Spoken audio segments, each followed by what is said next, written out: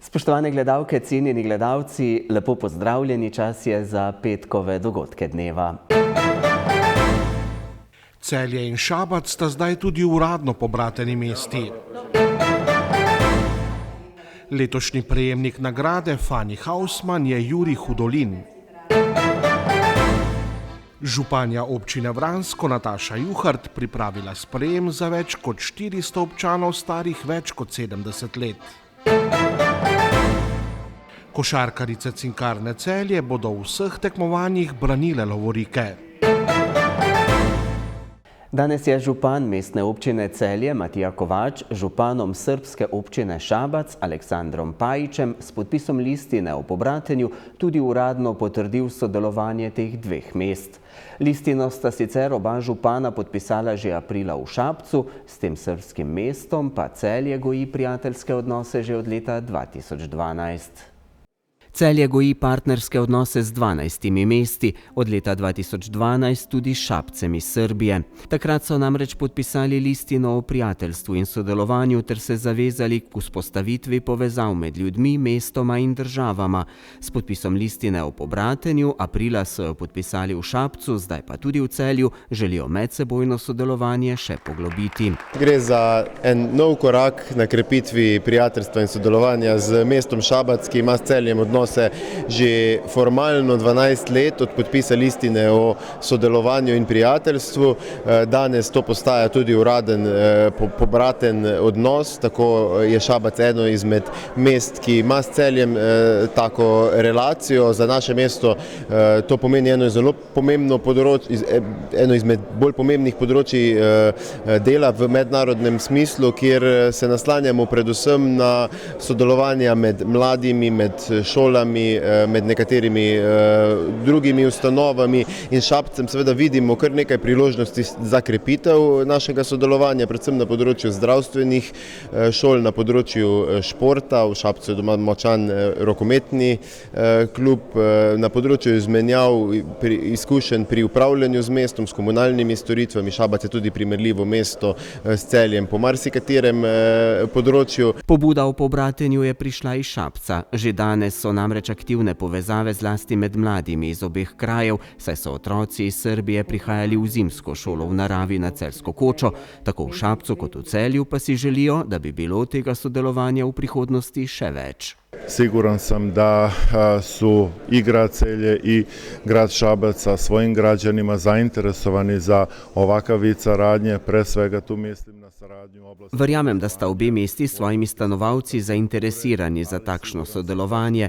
Predvsem imam v mislih sodelovanje na področju izobraževanja, športa in kulture, verjamem pa, da bo priložnosti tudi za poslovno sodelovanje. Veselim se prihoda otrok in Celjanov v Šabac. Prepričan sem, da se bodo tam počutili kot doma in da bo tako tudi z našimi prebivalci, ki bodo lepo sprejeti v našem pobratenem mestu Celje.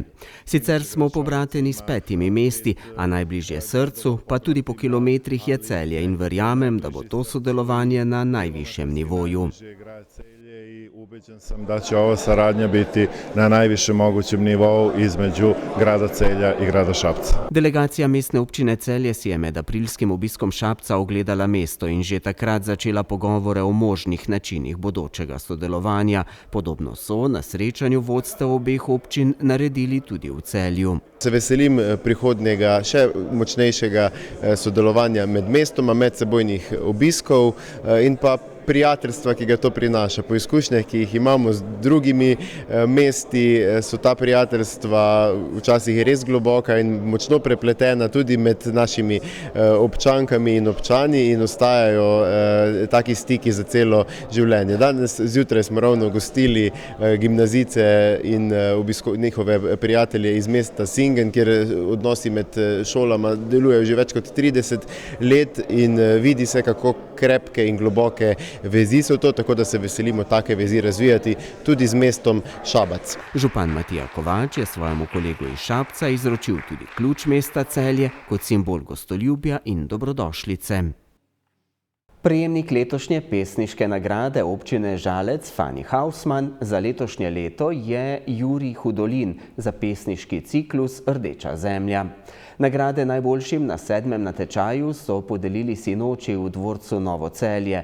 Občina Žalec je lavreatu podelila tudi finančno nagrado v vrednosti 1000 evrov.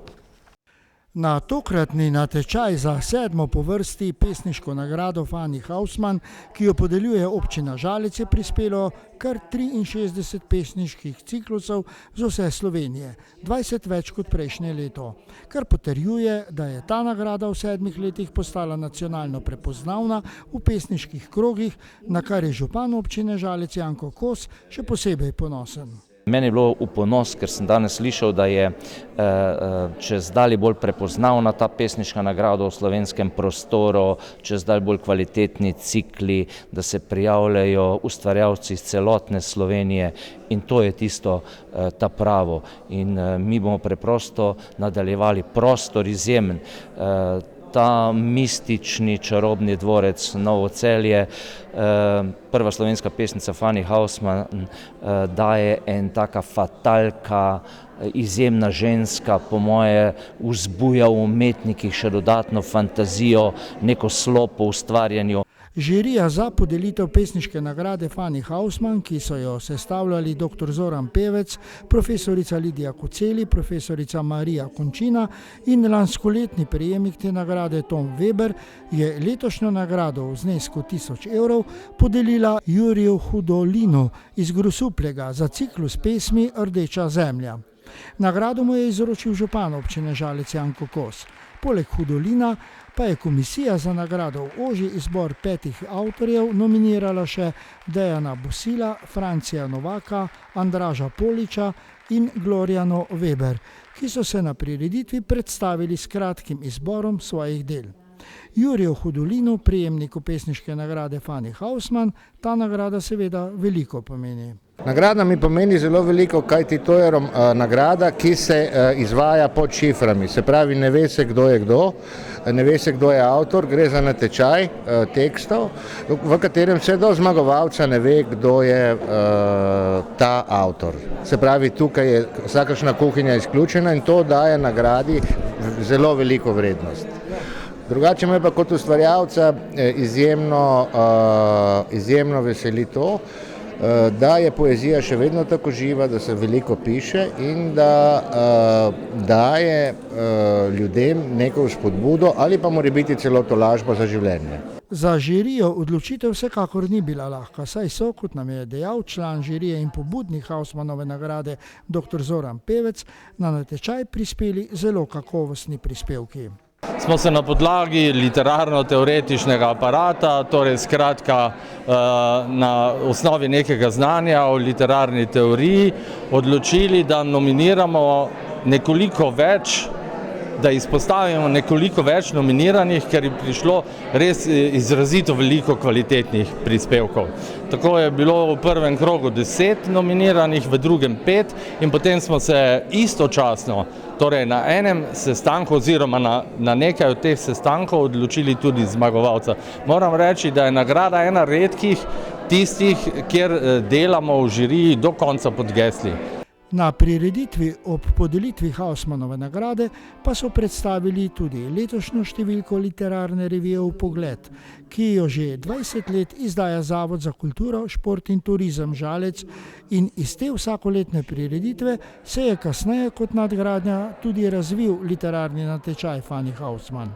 Profesorica Marija Končina kot članica uredništva je skupaj z odgovornim urednikom Zoranom Pevcem ponosna na to revijo in njenih 20 let. Midva v glavnem urejujeva to revijo in sva ponosna na to, da 20 let izhaja, da je vpeta v širše okolje tudi in če bi ne bila kvalitetna, bi najbrž že zdavnaj nehala izhajati. Več o dogodku pa v reportaži v eni od naših naslednjih oddaj Minute za kulturo na televiziji Celje. V občini Vransko so pripravili tradicionalni sprejem starejših občanov, ki jih je nagovorila županja občine Vransko Nataša Juhart. Na srečanje so letos povabili 425 občanov, ki so dopolnili 70 let in več. Županja občine Vransko Nataša Juhart je v športni dvorani Vransko gostila vsakoletno srečanje starejših. Povabljenih je bilo več kot 400 občanov, ki so dopolnili 70 let in več, ter prostovoljni vozniki, ki že 3. leto opravljajo storitev Prostofer. Prav je, da vejo, da jih prepoznamo še tukaj v našem kraju, se tudi trudimo na različne načine, da bi jim še kako pomagali. Bomo hvaležni še tudi vsakega namiga, kako jim lahko pridemo še bliže. Preko Društva upokojencev in Univerze za tretje življenjsko obdobje imajo se možnost vključiti v različne dejavnosti. Mislim, da je kar nekaj vključenih, zagotovo so pa nekateri, ki so tudi bolj doma, morda križanke rešujejo in kakšne druge stvari počnejo. Lahko nas obogatijo z različnimi ročnimi spretnostmi, svojo modrostjo, zgodovino nam pomagajo, da vidimo, kako bomo mi se morali truditi, da bomo prišli v njihova leta. V družabnem delu so za glasbeno-plesno popestritev poskrbeli učenci osnovne šole Vransko Tabor. Zelo pomembno nam je res medgeneracijsko povezovanje, zato vedno povabimo tudi šolo, najmlajše, da se predstavijo, da starejši vidijo, kako je bilo, morda tudi podoživijo svoje otroštvo, kako je bilo, ko so oni hodili v šolo, kaj so se takrat učili. Vedno se starejši naučijo kaj od mlajših in tudi obratno. In to je prav, da se res temu nameni večji del dogajanja in to povezovanje. Županja se je v nagovoru še posebej zahvalila članom župnijske Karitas Vransko in občinskega odbora Rdečega križa Vransko, ki svoj prosti čas namenjajo obiskom starejših. Simboličnim darilom se je zahvalila še 5 aktivnim voznikom Prostoferjem, ki radi priskočijo na pomoč starejšim, ter ob tem povabila tudi druge, da se vključijo. 3. leto imamo na Vranskem Prostoferja, imamo 5 aktivnih prostovoljnih voznikov. Želimo si, da bi se pridružili še drugi, teh 5, ki so srčni, radi to opravijo brez težav, brez kakšnega povračila, tako da poskrbijo za naše občane, ki potrebujejo pomoč, ki rabijo pregled, prevoz do trgovine, banke, morda samo do pokopališča, tako da se jim lahko pomaga. Vemo, da so domači zaposleni, veliko so sami doma in jim potem lahko na takšen način pomagamo. Vezilje Snežinke Vransko so pripravile dvodnevno razstavo ročnih del. Članica Damjana Lukman je zbranim razložila izvor njihovega imena in jih povabila, da se jim pridružijo na uricah ustvarjalnega druženja. Ob koncu je domači župnik Jože Turinek s kratkim nagovorom in blagoslovom zbrane povabil k kosilu.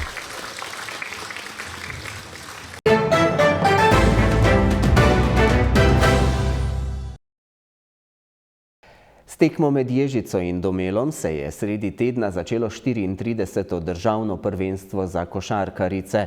Naslov prvakinj bodo branile košarkarice Cinkarne Celje, ki bodo prihodnji teden začele tudi s tekmovanjem v mednarodni Vaba ligi. Celjanke bodo na domači in mednarodni sceni branile naslov prvakinj.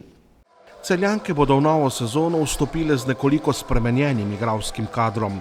Celjski klub je 4 košarkarice, ki so zapustile gimnazijo Celje Center, nadomestil s 3 novimi igralkami. 2 leti nazaj so odšle Debeljakova in Seničarjeva, 2 članski reprezentantki. Isto se je zgodilo tudi po tej sezoni lanski. Bemotorjeva, ki je šla v Ameriko, in pa Jelenčeva, ki je šla v Španijo. Od tujk je odšla Beker, prav tako v odlično ligo v Španijo. Nadomestili smo jih pa vrnila se je Silva, ki je že bila v lanski sezoni z nami. Nadomestili smo jih pa z Suarezovo, isto soigralko v brazilski reprezentanci od Silve, in pa Američanko King ter mlado Jelenčevo. Tako da mislim, da je ekipa mlada, da je dobra. Seveda rabimo dosti časa, da se pač ponovno igramo, vendar, ko bo potrebno, sem prepričan, da bo vse v redu. Nič ni samoumevno in vsako leto se je treba boriti. Damir vsako leto resetira, sestavlja novo ekipo, nove igralke. Seveda so cilji kluba ostajajo enaki, se pravi v državnem prvenstvu želimo biti suvereni in pa uspešni oziroma najbolj uspešni, tako v državnem prvenstvu kot v pokalnem tekmovanju. Na mednarodni sceni pa zelo težko pariramo tem močnejšim, bogatejšim klubom. Do sedaj nam je v zadnjem nizu to zelo dobro uspevalo, je pa vse to odvisno od, bom rekel, različnih faktorjev, ki so prisotni, ne nazadnje tudi od sreče in pa predvsem od znanja našega strokovnega štaba. V domačem državnem prvenstvu je bil v zadnjih 13 sezon tekmec Celjank v finalu vselej kranjski Triglav, ki bo bržčas tudi letos najresnejši tekmec prvakin. Mislim, da ekipa Triglava in pa ekipa Ilirije so tista, ki nas bodo nekako napadali iz ozadja, vendar sam sem že toliko dolgo v klubu, da se s tem res nekako ne ukvarjam, saj sam ne. Zanima me enostavno napredek teh igralk in pa da rastemo iz meseca v mesec, ko pride do teh izločilnih tekem, do tekem, ki se pač boriš za naslov, potem pride vse na svoje, če pač delaš korektno, dobro, kvalitetno in mi ekipo imamo dobro zaenkrat, definitivno porabimo čas, tako kot sem rekel, tako da želim si, da bi bila liga dobra, močna, tako da videli bomo, kaj bo to prineslo na koncu. V 24. sezono Mednarodne lige Vaba Celjanke vstopajo s 3 zaporednimi naslovi prvakin. Ekipe bodo letos igrale enotno ligo, najboljše 4 ekipe rednega dela se bodo za naslov prvakin pomerile na zaključnem turnirju konec marca prihodnje leto. Kar se tiče samega rezultata v Jadranski ligi, mislim, da imamo fantastičen rezultat, 3-krat zapored smo osvojili to tekmovanje v sklepnem tekmovanju v Podgorici, kar je res lep uspeh, vendar nikoli ni to prioriteta in tudi v letošnji sezoni to ne bo. Sam ne bom dovolil, da razmišljamo o tem. Zanima me napredek igralk, tako kot sem rekel. Videli bomo, kaj se bo zgodilo. Mislim, da bo pa liga kvalitetna, dobra, kar kopico vrhunskih igralk bo igralo v tej ligi in morali bomo biti skoncentrirani iz tedna v teden. To je pa ravno tisto, kar najbolj žene tako mene kot cel strokovni štab in pa seveda najbolj igralke, kjer lahko napredujejo praktično iz tedna v teden in to pravzaprav tudi zahtevamo od njih. In kako so se na novo sezono v celjskem klubu pripravili z finančnega vidika? Jaz moram povedati, da lokalni, bom rekel, lokalna ali pa oziroma tisti, ki so v našem lokalnem okolju, nas podpirajo. Predvsem gre največja zahvala Cinkarni Celje, ki nas podpira že vrsto let na tej naši poti in je naš generalni sponzor. Sama finančna konstrukcija ni zaključena še v tem trenutku, niti ne poznam primerljivih sredin, kjer bi bilo to že narejeno in že zaključeno, ampak tako kot vsa ta zadnja leta, sam sem vpet v to dogajanje že 10-12 let, mislim, da bomo vse skupaj do konca potem rešili in pa pripeljali sezono uspešno do konca na vseh področjih. Cinkarnarke, ki letos slavijo 30 let delovanja, v tem obdobju pa so osvojile že 44 članskih lovorik, bodo novo sezono odprle v sredo 1. oktobra, ko bo v državnem prvenstvu v Knežjem mestu gostovala ljubljanska Ilirija.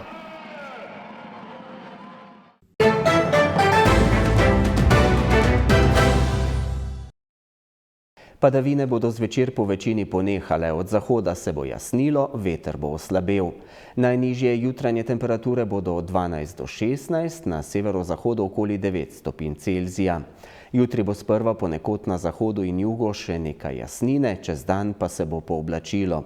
Sredi dneva se bodo v severni Sloveniji začele pojavljati krajevne padavine, ki se bodo popoldne razširile nad večji del države.